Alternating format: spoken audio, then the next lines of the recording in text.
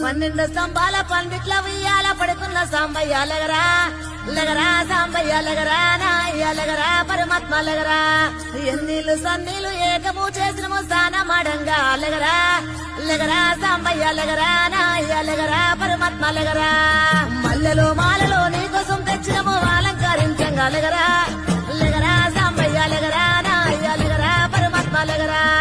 మా తల్లి పార్వతి వచ్చి ఉన్నది నాట్యమాడంగా 12 స్తంభాల పందిట్ల ఉయ్యాల పడుకున్న సాంబయ్య లగరా